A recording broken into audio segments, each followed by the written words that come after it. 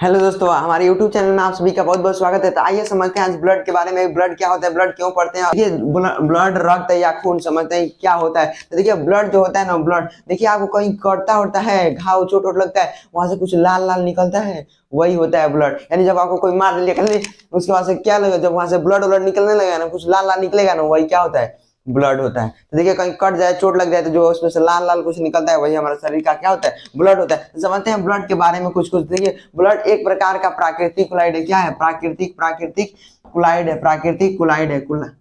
कोल blood क्या है? एक प्रकार का प्राकृतिक क्लोराइड। प्राकृतिक क्लोराइड क्यों है? देखिए प्राकृतिक यानी नेचुरल होगा, नेचर से प्राप्त होगा। ये ना कि आप ब्लड का फैक्ट्री लगाए हैं घर में कि ब्लड हम नहीं, चलो हम फैक्ट्री में ब्लड बनाते हैं। तो ब्लड कभी घर हम नहीं बनाते, ब्लड हम शरीर में नेचर से प्राप्त है, प्राकृतिक है। और क्लोराइड, क्लोराइड वैसे द्रव होता है जिसे किसी कपड़ा छाने पर कुछ कण उसके फंस जाएंगे और कुछ कण उसके छन जाएंगे, तो वैसे पदार्थ को क्या कहते हैं, क्लोराइड। तो ब्लड क्या है? एक प्रकार का प्राकृतिक क्लोराइड है।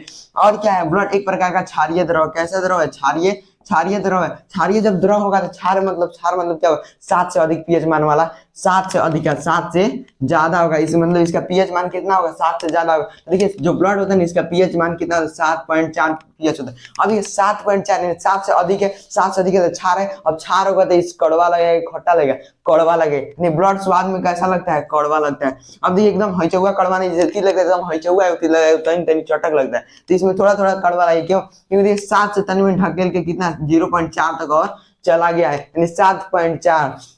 ब्लड का पीएच मान कितना होता है? 7.4। स्वाद में कैसा लगेगा? कड़वा लगेगा। और ब्लड एक प्रकार का तरल संयोजी ऊतक है। ब्लड क्या है? ब्लड एक प्रकार का तरल संयोजी संयोजी ऊतक है। ब्लड क्या है? एक प्रकार तरल संयोजी ऊतक है, ऊतक ऊतक है। देखिए ब्लड तरल संयोजी ऊतक क्यों? तरल यानी द्रव। ब्लड ब्लड टाइट टाइट रहता है, नहीं तो द्रव के रूप में रहता है, यानी तरल है। और तरल है उसके बाद से संयोजी क्यों? संयोजी मतलब जोड़ के रखना है पूरे शरीर में। देखिए कहीं शरीर से लेकर पैर तक क्या है? ब्लड है। तो ब्लड पूरे शरीर को संयोज करके रख रहा है, और एक प्रकार का ऊतक है, क्योंकि पूरे शरीर को ये भी कनेक्ट करके रखता है। एक ही प्रकार के मतलब ब्लड जो होता है ना, एक प्रकार ऊतक है। तो ये कैसा ऊतक है? तरल संयोजी ऊतक है।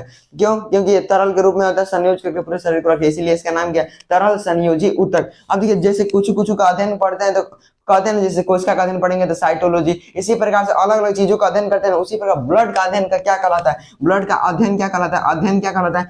सेरोलॉजी, सेरोलॉजी या सोरेलॉजी या हेमेटोलॉजी, हेमेटोलॉजी क्या कहलाता है? सेरोलॉजी या हेमेटोलॉजी। सेरोलॉजी कहेंगे या हेमेटोलॉजी। ब्लड का अध्ययन क्या कहलाता है? सेरोलॉजी या हेमेटोलॉजी कहलाता है। अब देखिए जो ब्लड होता है ना, ब्लड कहाँ बनता है? फैक्ट्री वैक्ट्री में तो बनेगा नहीं। हम लोग शरीरों में कहाँ बनता है? लीवर में, किडनी में, ब्रेन में कहाँ बनता है? तो इसको समझते हैं। तो देखिए ब्लड का निर्माण हमारे शरीर में अलग अलग अवस्थाओं में अलग अलग जगह होता है। तो मुख्यतः दो जगह होता है निर्माण। ब्लड का निर्माण कहाँ कहाँ होगा? एक होगा लीवर में, एक कहाँ होगा? लीवर में, और एक होगा बोन मैरो में। कहाँ होगा? बोन मैरो में, बोन मैरो। एक लीवर में और एक बोन मैरो में।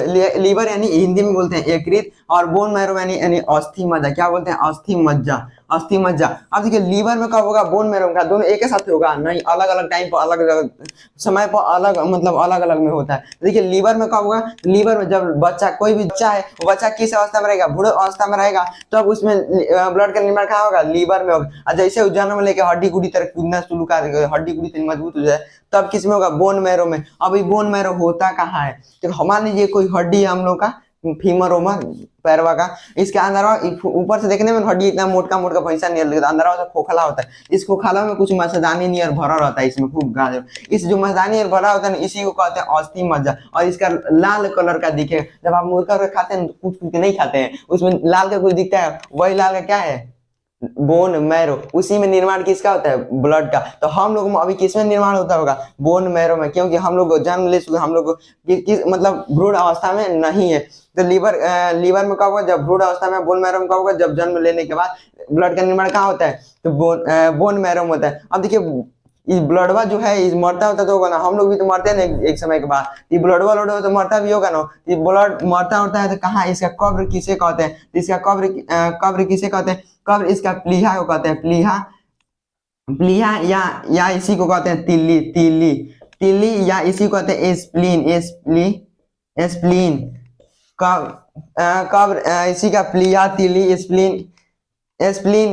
इन तीनों में क्या होते हैं? तीनों एक ही नाम है, पिलिया का है तभी, तिली का है तभी, और स्प्लीन का है तो इन यहीं पे क्या होता है, ब्लड मरने के बाद से क्या होता है, इकट्ठा होने लगता है। और उसके बाद से जब देखिए ब्लड कभी ज्यादा हो जाए, मात्रा हम लोग में ज्यादा बढ़ जाए, तब कहाँ स्टोर होगा, तभी तभी कहाँ इसी में स्टोर होता है। अब देखिए जो मेल होता है हम लोग मतलब मानव जाति में एक मेल होता है और एक फीमेल, तो जो मेल होता है इसमें ब्लड की मात्रा होती है 5.5 लीटर और फीमेल में होती है 5 लीटर। अब देखिए अंतर क्यों, देखिए मेल में 5.5 लीटर और फीमेल में 5 लीटर क्यों, क्योंकि इसमें हीमोग्लोबिन का अंतर होता है। हीमोग्लोबिन अंतर क्यों होता है, क्योंकि उसमें आयरन का अंतर होता है, इसीलिए देखिएगा इसमें अंतर पाया जाता है, आधा लीटर का अंतर। ठीक है, अब कहिए किसी में 5.5 लीटर ब्लड रहेगा, कोई मतलब ऐसा माना जाता है कि 5.5 लीटर 5 लीटर, लेकिन ऐसा समझिए कि मेल की अपेक्षा फीमेल में ब्लड की मात्रा कम होती है। हम लोग समझेंगे ब्लड के कार्य, रक्त के कौन कौन से कार्य। रक्त हमारे शरीर में रक्त करता क्या है, बैठा रहता है आराम से, नहीं, ब्लड का बहुत सारे काम है। देखिए ब्लड का सबसे पहला काम है ताप का नियंत्रण, ताप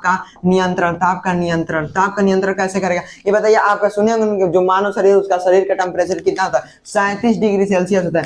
37 डिग्री सेल्सियस ही क्यों, अधिक नहीं हो सकता है, कम नहीं हो सकता, क्योंकि जो ब्लड है ना गति करता है तो घर्षण, अपने हाथ को रख लीजिए गर्म रहता है, क्योंकि वो घर्षण के कारण। वैसे ही जो ब्लड है ना शरीरों में दौड़ता है, एकदम रोड पे दौड़ता है तो एकदम धड़धड़ा के ब्रेक मारते हैं, तो जो मोटरसाइकिल वाला तो क्या होता है, चक्का छोड़ता है तो उसमें से क्या कर आगे धुआं फेंकने लगता है, क्यों, क्योंकि घर्षण होता है, घर्षण का ताप बढ़ा। और उसी तरह से जब इसमें ब्लड हमारे शरीर में दौड़ता है ना, तो टेम्परेचर घर्षण उत्पन्न, घर्षण से क्या होता है, ताप उत्पन्न होता है। हमारे शरीर का टेम्परेचर कितना होता है, 37 डिग्री सेल्सियस। सब ब्लड के काम, ये कोई मर हो जाता है ना, उसका समझिए ठंडा हो जाता है एकदम, क्यों, क्योंकि उसके ब्लड उसका चल नहीं रहा, दौड़ नहीं रहा, ब्लड गति नहीं कर रहा है, नहीं करेगा तो ताप को नियंत्रण नहीं करता है। तो यानी ब्लड का सबसे पहला काम क्या था, ताप का नियंत्रण। दूसरा क्या कहते हैं, भोज्य पदार्थों का परिवहन, भोज्य पदार्थों का परिवहन, भोज्य पदार्थों का परिवहन। देखो भोज्य पदार्थों का परिवहन कैसे करता है, ऐसे मान लीजिए खाना खाते हैं, खा के पचाते जैसे आंत तक जाएंगे, आंत के बाद से तो आंत तक तो चला गया, उसके बाद से कौन लेके जाता है पता है,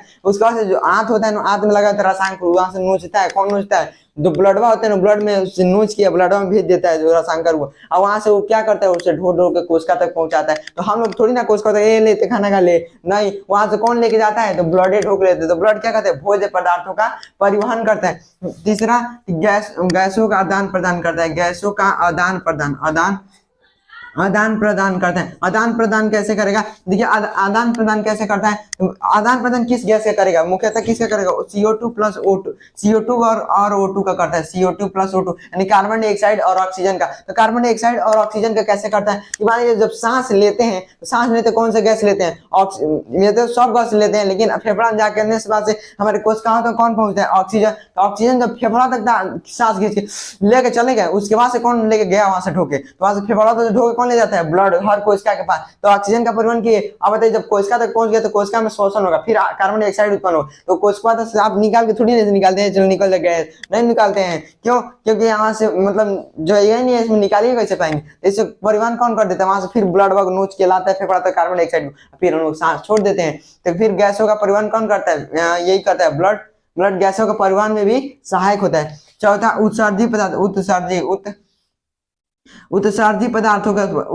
पदार्थों के परिवहन में, पदार्थों के परिवहन करता है, परिवहन। उत्सर्जी पदार्थों का परिवहन बताइए, जब कोशिका में श्वसन हुआ तो वहां से बहुत सारे अकड़म बकड़म सब बनते रहता है, सब कार्बन डाइऑक्साइड, तो उसको ढो के लाता है, सब कौन ढो के लाता है, मान लीजिए फेफड़ा तक मल मूत्र सब किसको कौन ढो के लाता है, तो ब्लड ढो के लाता है। ब्लड के मतलब क्या किया, ब्लड उत्सर्जी पदार्थों का भी परिवहन किया। ये क्या थे, ब्लड के कार्य थे। और ब्लड के अंदर जाइए तो ब्लड का अलग अलग प्रकार होता है, अलग अलग प्रकार का अलग अलग काम होता है, लेकिन सिर्फ ब्लड कैसे साधारणतः मतलब बाहर से देखने में यही सब काम दिखाई देते हैं। तो ये क्या थे, ब्लड के काम। अब देखिए अलग अलग प्रकार देंगे, तो आरबीसी क्या करेगा, तो आरबीसी आपको मतलब किसी भी काम करने को प्रेरणा देगा, और प्लेटलेट्स होगा ज्यादा समय तक करने की आपको क्षमता देगा, WBC रोगों से बचाएगी। इस तरह से अलग अलग काम होते हैं, लेकिन बाहर देखने में यही काम में दिखाई देते हैं। तो इसके अगले वीडियो में समझते हैं कि ब्लड के कौन कौन से प्रकार है और सभी प्रकार के क्या क्या काम है। चलिए मिलते हैं अगले वीडियो में।